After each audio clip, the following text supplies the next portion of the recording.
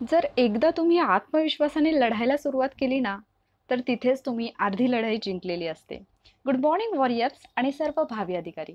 Warrior officer या आपल्या educational चॅनलवर मी सुप्रिया आपणा सर्वांचं मनपूर्वक स्वागत करते. आज मी तुमच्यासाठी एक असा विषय घेऊन आलेली आहे ज्याच्याबद्दल खूप सगळ्या वॉरियर्सनी मला प्रश्न विचारला होता की मॅडम क्लास न लावता MPSC क्वालिफाय होता येते का? आणि जर समजा म्हणजे जे टॉपर्स येतात तर ते सगळे क्लासवालेच असतात का? तर या प्रश्नाचं उत्तर तुम्हाला या व्हिडिओमध्ये नक्की मिळेल.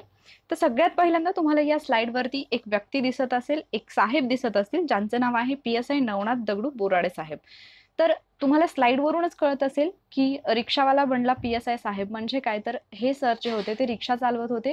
त्याचबरोबर त्यांचं प्रिंटिंगचं स्वतःचं असं एक दुकान होतं, ते काम सुद्धा ते करत होते. त्यानंतर त्यांनी सेल्फ स्टडी केलेला आहे आणि कोणताही क्लास न लावता ते PSI झालेले आहेत. म्हणजे एक जिवंत उदाहरण मी तुमच्यासमोर मांडलेलं आहे. या व्हिडिओमध्ये तुम्हाला व्हिडिओच्या शेवटपर्यंत अशी आणखी काही उदाहरणं मिळतील ज्याच्यावरून तुम्हाला कळेल की क्लास लावणं किती आवश्यक आहे आणि क्लास न लावता पास होता येतं का. तर सगळ्यात पहिल्यांदा एक प्रश्न जो की सगळ्यांच्या मनामध्ये होता आणि ज्या प्रश्नाचं उत्तर या व्हिडिओमध्ये आहे तो म्हणजे MPSC साठी क्लास लावावा की नको लावावा. आता हा प्रश्न तुम्ही मला विचारलात तर कदाचित माझं उत्तर वेगळं असेल. हा प्रश्न तुम्ही बाकी कॅन्डिडेट्सना विचारला तर त्यांचा आन्सर वेगळा असेल. हा प्रश्न तुम्ही एखाद्या क्लासवाल्याला विचारला तर जे क्लास घेतात त्यांचा आन्सर वेगळं असेल. मे बी जर त्यांनी फक्त गरीब विद्यार्थ्यांसाठी क्लास सुरू केला असेल, एका ऑनेस्ट प्रामाणिक भावनेतून जर त्यांनी सुरू केला असेल तर कदाचित ते तुम्हाला प्रॉपरली गाईड करतील सुद्धा. पण एखाद्याने जर फक्त बिझनेसच्या हेतूने क्लास सुरू केला असेल तर त्यांचा तुम्हाला सल्ला असेल की क्लास लावल्याशिवाय तुम्ही पासच होऊ शकत नाही. बरोबर? म्हणजे पावला पावलावरती जिथे तुम्ही ज्या व्यक्तीला हा प्रश्न विचाराल त्या व्यक्तीकडून प्रत्येकाकडून तुम्हाला वेगळं उत्तर येईल. असं अजिबात होणार नाही की 90% लोक तुम्हाला एका बाजूने उत्तर देत आहेत आणि 10% लोक एका बाजूने, असं अजिबात होणार नाही. तुम्हाला पॅरलली आन्सर मिळतील आणि याच्यामध्ये तुमचा गोंधळ उडेल की मी एक्झॅक्टली करू काय. तर मी तुम्हाला सांगेन की दुनियेला विचारत बसण्यापेक्षा तुम्ही क्लास लावावा की नको याचा विचार करताना किंवा या प्रश्नाचं उत्तर मिळवण्यासाठी स्वतःला 2 प्रश्न विचारा. कोणते 2 प्रश्न ते तुम्हाला मी लगेच दाखवणार आहे. हे 2 प्रश्न तुम्ही स्वतःला विचारा. तुम्हाला तुमचं उत्तर आपोआप मिळून जाईल. पहिला प्रश्न, क्लास लावणारे सगळेच पास होतात का? म्हणजे जेवढ्या विद्यार्थ्यांनी क्लास लावलेला आहे तेवढे सगळे विद्यार्थी MPSCच्या परीक्षेमध्ये पास होतात का? हा आहे पहिला प्रश्न. तुम्ही स्वतःला विचारा आणि मला ॲनालिसिस करून याचं उत्तर द्या की आपण उदाहरणार्थ घेऊया, पुणे एकच सिटी आपण जर घेतली म्हणजे MPSCचा विचार केला तर अख्ख्या महाराष्ट्रातून विद्यार्थी परीक्षा देत असतात. पण पुण्याला आपण विद्येचं माहेरघर म्हणतो. एकट्या पुण्याचा विचार केला तर तिथे 4 ते 5 लाख आय थिंक की एवढे स्टुडंट तरी असतील जे की क्लास लावून MPSCची तयारी करतात. म्हणजे पुण्यातल्या फक्त क्लासेसची जर तुम्ही विद्यार्थी संख्या पाहिली तर ती 4 ते 5 लाखाच्या घरात असेल. मग एवढे सगळे 4 ते 5 लाख स्टुडंट जे आहेत ते स्टुडंट MPSC मध्ये क्वालिफाय होतात का? भले त्यांनी 1 वर्षाचा क्लास करू देत, 2 वर्षाचा करू देत किंवा त्यांनी म्हणजे वारंवार पुन्हा पुन्हा ॲडमिशन्स घेऊ देत, हे सगळे स्टुडंट क्वालिफाय होतात का? या प्रश्नाचं पर्सनली उत्तर तुम्ही काय द्याल?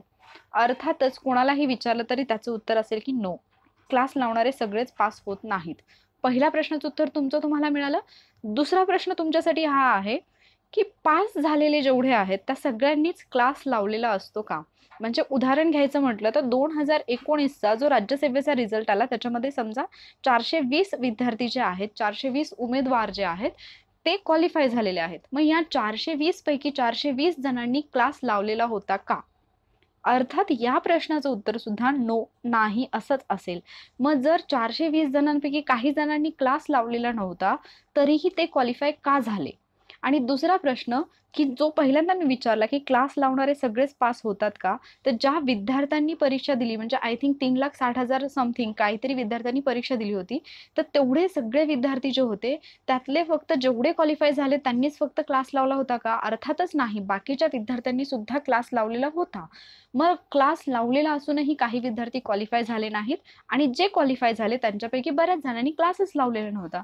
मग आता या प्रश्नाचं उत्तर तुम्हालाच मिळालं असेल की आपण क्लास लावावा की नको लावावा.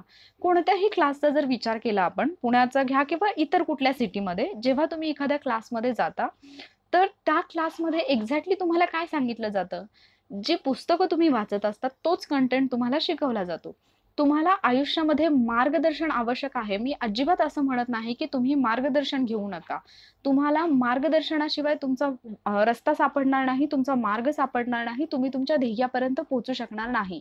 पण ते मार्गदर्शन मग क्लासेसचंच असावं का? हा एक पुढचा प्रश्न आहे. तर सगळ्यात पहिली गोष्ट मला तुम्हाला तीच सांगायची आहे, की तुम्ही कोणत्याही सिटीचं जरी उदाहरण घेतलं, तरी तिथे स्टुडंट्सना क्लासमध्ये काय शिकवलं जातं? जी पुस्तकं तुमच्याकडे असतात, तीच पुस्तकं ते लोक तुम्हाला शिकवतात आणि त्याच पुस्तकांचा घरी येऊन तुम्हाला अभ्यास करायचा असतो.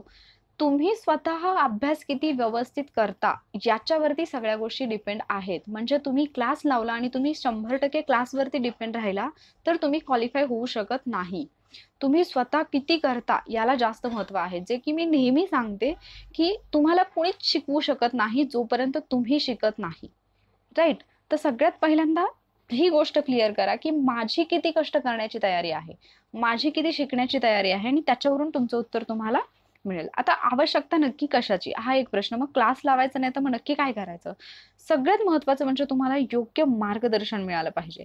ज्यावेळेला तुम्हाला योग्य मार्गदर्शन मिळेल म्हणजे उदाहरणार्थ सांगते, आता एवढे सगळे विद्यार्थी YouTubeवरती मी जे व्हिडिओज अपलोड करते किंवा आपला ग्रुप जो आहे, तर त्या ग्रुपवरती सुद्धा फॉलो करतात मला. मग जर मी या लोकांना म्हटलं, की "अरे, मी क्लास चालू करते," तर अर्थात बरेचसे विद्यार्थी याच्यातले लगेच माझ्या क्लासला जॉइन होतील. मी तुमच्याकडून भरमसाठ फीज सुद्धा घेऊ शकते, कारण तुम्हाला मी जे सांगते ते समजत आहे, बरोबर? ते तुम्हाला योग्य वाटत आहे. पण तुम्हाला योग्य मार्गदर्शन मिळतंय का हे तुम्हाला केव्हा कळेल?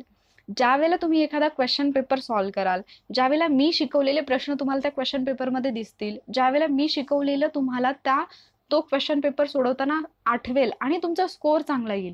जो अगोदर तुमचा स्कोर येत होता त्याच्यापेक्षा तुमचा स्कोर बेटर होईल, त्यावेळेला तुमच्या लक्षात येईल, की हां, आपण योग्य ट्रॅकवरती आहोत. म्हणजे तुम्हाला मार्गदर्शनाची आवश्यकता आहे. पण तुम्हाला हेही समजलं पाहिजे, की मार्गदर्शन जे आपल्याला मिळत आहे ते योग्य आहे किंवा नाही. आता हे कसं कळणार? बऱ्याचदा विद्यार्थ्यांना म्हणजे असं जे टॉपर्स असतात ते गाईडन्स करतात नक्कीच, खूप छान पद्धतीने करतात. पण आपण दुसऱ्यावरती किती डिपेंड राहायचं हे सुद्धा आपल्याला कळलं पाहिजे.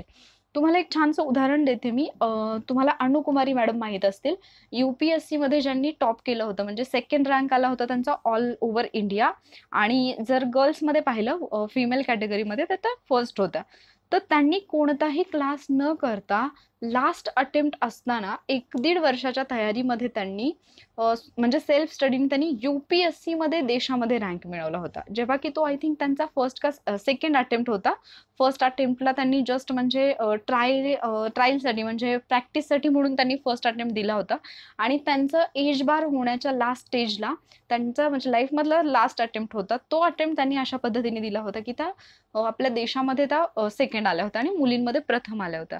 तर त्यांनी कोणताही क्लास लावला नव्हता. त्या एका खेडेगावामध्ये राहून तयारी करत होत्या. कोणतीही लायब्ररी त्यांनी जॉइन केली नव्हती. त्यांचा 2.5 वर्षाचा जो मुलगा होता त्याला तर बाहेर आईकडे ठेवून त्यांनी अभ्यास केला. तरी सुद्धा जर त्या UPSC सारखी एक्झाम क्वालिफाय होत असतील, तर कंबाईन आणि राज्यसेवा तर UPSC समोर म्हणजे अगदी आपण म्हणू शकतो, की तुलना केली तर तुलनेने सोप्या असणाऱ्या एक्झाम आहेत. तर तुम्ही नक्कीच ती एक्झाम क्वालिफाय होऊ शकता. पण सगळ्यात महत्त्वाचं तुम्हाला एक तर योग्य मार्गदर्शन पाहिजे आणि दुसरी गोष्ट प्रॉपर प्लॅनिंग तुम्हाला करता आलं पाहिजे. आणि मी तुम्हाला जे सांगते, की मार्गदर्शन कोणाकडून घ्यायचं तर सगळ्यात मोठे तुमचे 2च गुरु ठरू शकतात. जे मी पहिल्या दिवसापासून सांगत आले, ते म्हणजे आयोगाने दिलेला सिलॅबस आणि दुसरी गोष्ट म्हणजे आयोगाच्या आत्तापर्यंतच्या प्रश्नपत्रिका.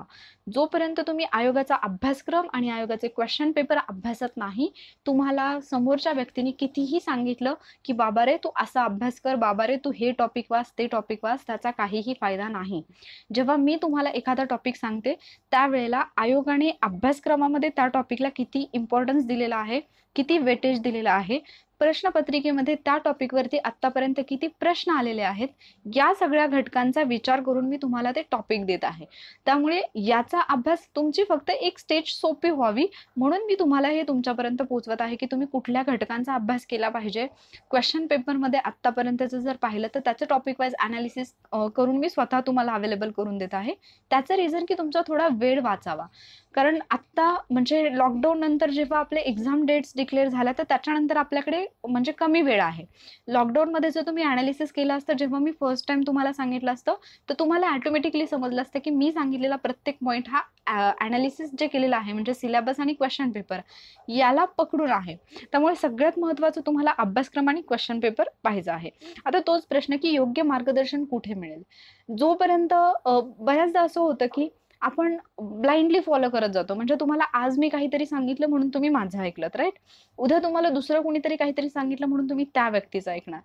तुम्ही तो प्लॅन फॉलो करायला लागणार. परत तुम्हाला आणखी कोणीतरी सांगितलं की तुम्ही ते सोडून देणार आणि तिसऱ्या व्यक्तीचा प्लॅन फॉलो करणार. तर तुम्हाला अजिबात असं करायचं नाही. सगळ्यात महत्त्वाची गोष्ट, ज्यावेळेला एखाद्या टॉपरचं भाषण तुम्ही ऐकता, त्यावेळेला तुम्ही त्याच्यातून कॉमन पॉइंट्स काढायला शिका. म्हणजे राज्यामध्ये प्रथम येणारा असेल, द्वितीय येणारा असेल, तृतीय येणारा असेल किंवा 2015, 16, 17, 18, 19 या वर्षांमध्ये जे टॉपर्स आलेले आहेत, त्या प्रत्येकाने त्याची स्ट्रॅटेजी किंवा नवीन विद्यार्थ्यांसाठी जे विद्यार्थी तयार करत आहेत, अशा विद्यार्थ्यांना काही टिप्स दिलेल्या असतात. या सगळ्या विद्यार्थ्यांच्या अभ्यासामध्ये कॉमन कोणता घटक होता?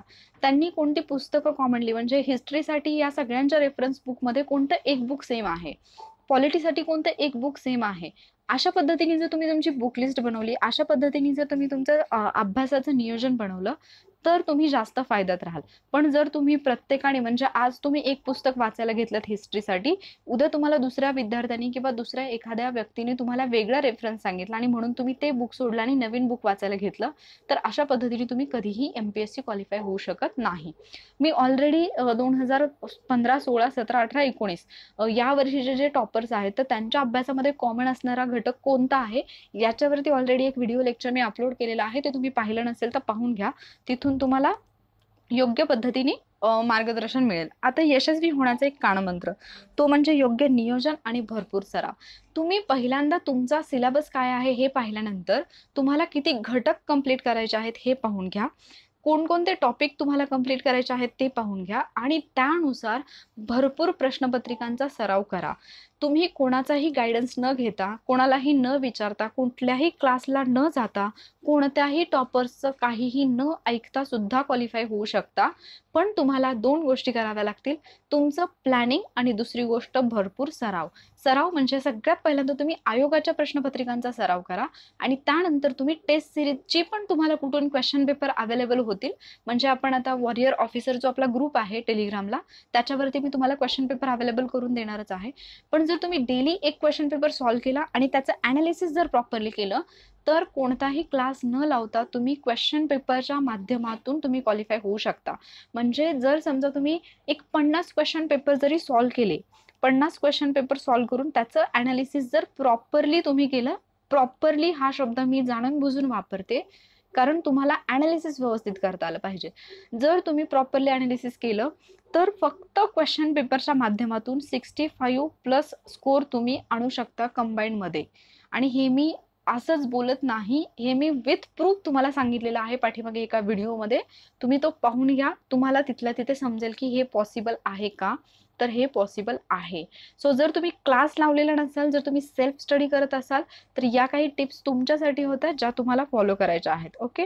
आज मी तुमच्यासाठी सायन्सचा जो टॉपिक आहे म्हणजे सायन्समध्ये कुठल्या टॉपिकवरती तुम्हाला फोकस करायचा आहे, तर त्याच्याशी रिलेटेड एक लेक्चर मी तुमच्यासाठी घेऊन येणार आहे. तर ते लेक्चर तुम्ही नक्की पहा.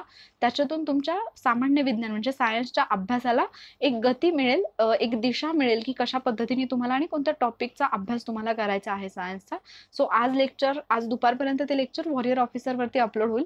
तर ते लेक्चर तुम्ही नक्की पहा. जर तुम्हाला आजचा व्हिडिओ आवडला असेल, हेल्पफुल वाटला असेल, तर वॉरियर ऑफिसर या आपल्या एज्युकेशनल चॅनलला नक्की सबस्क्राईब करा. Stay safe. Thank you warrior.